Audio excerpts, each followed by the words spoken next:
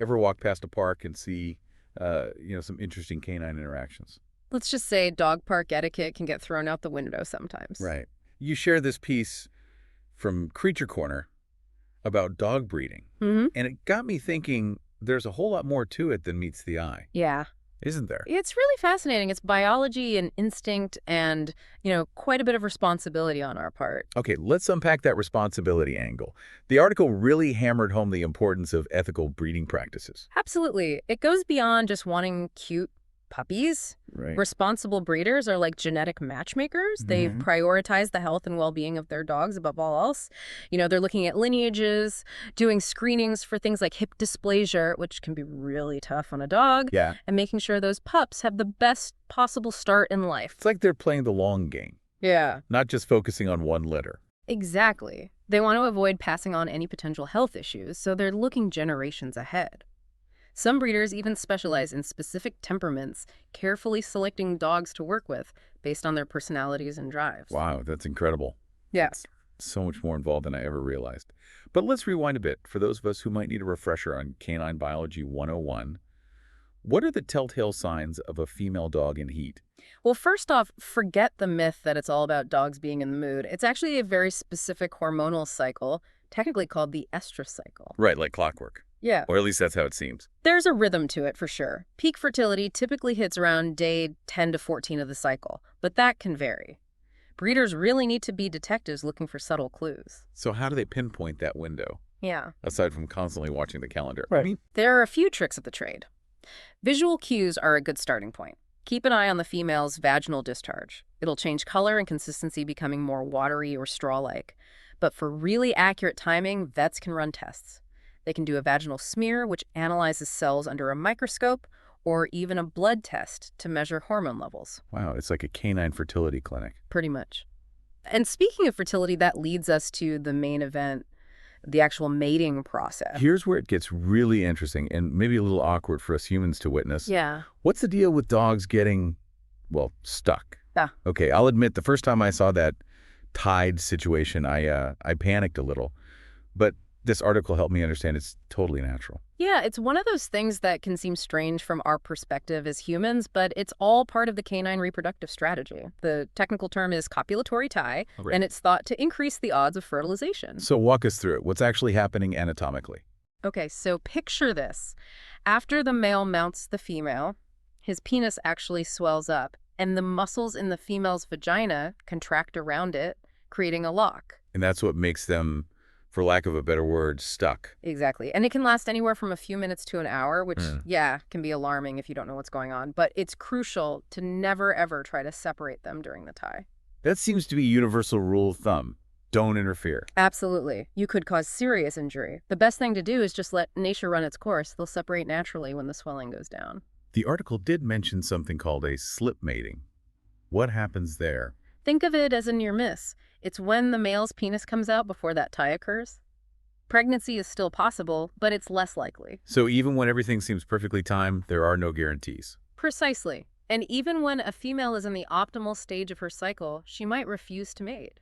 Is it always a matter of compatibility, like the article mentioned? Compatibility is huge.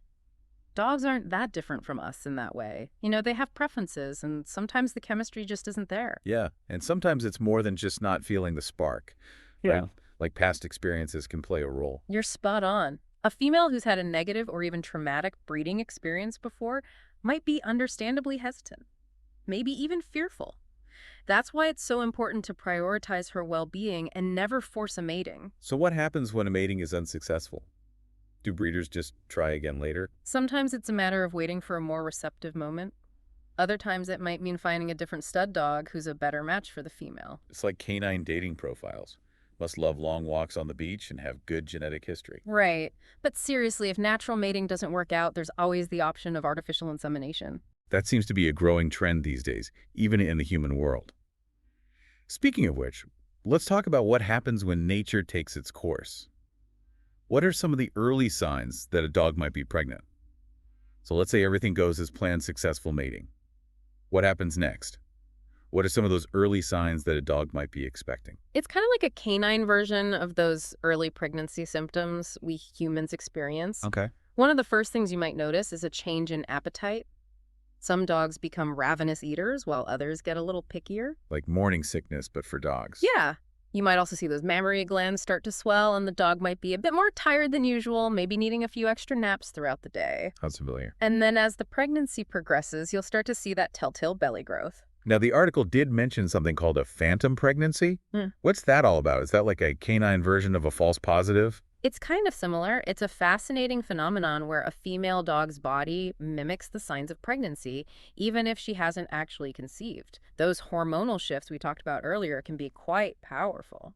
So how can you tell the difference between a real pregnancy and a phantom one? That's where a trip to the vet is essential. They can perform an ultrasound usually around 5 weeks into the suspected pregnancy and give you a definitive answer. Makes sense. So assuming we have a confirmed pregnancy on our hands, what about post-mating care? Yeah. Anything specific owners should be aware of? Absolutely. The article highlighted the importance of preventing any further accidental matings, especially since dogs don't exactly have a concept of one litter at a time. Right, those pups could multiply faster than we can keep track. Exactly. It's also crucial to be aware of the risks associated with back-to-back breeding, which is breeding a female on consecutive heat cycles without a break. It can take a real toll on their bodies. Makes sense. Give those mama dogs a break. Right. Now, before we wrap up, I wanted to circle back to something you mentioned earlier. Brucella canis. What is it, and should dog owners be concerned? It's a type of bacteria that can infect dogs, and while it's not as common in some regions like the UK, it's still something to be aware of, especially for those considering breeding. And how is it transmitted? Primarily through mating or contact with infected bodily fluids, it can lead to serious complications, including infertility and pregnancy issues. So the takeaway here is to consult with a vet. Absolutely. They can provide guidance on minimizing risks and answer any specific questions you might have. Always sound advice. Wow, this deep dive has been incredibly eye-opening. Who knew there was so much to learn about the world of canine courtship and breeding? It's definitely more complex and fascinating than meets the eye. Absolutely. So the next time you see those interesting interactions going on at the dog park, remember there's a whole lot of biology and instinct at play. And if you're considering breeding, please prioritize ethical and responsible practices. Those pups are counting on you. Well said. It's all about ensuring the well-being of these amazing animals. Couldn't agree more. That's all the time we have for today's deep dive. Thanks for joining us, and we'll catch you next time for another fascinating exploration.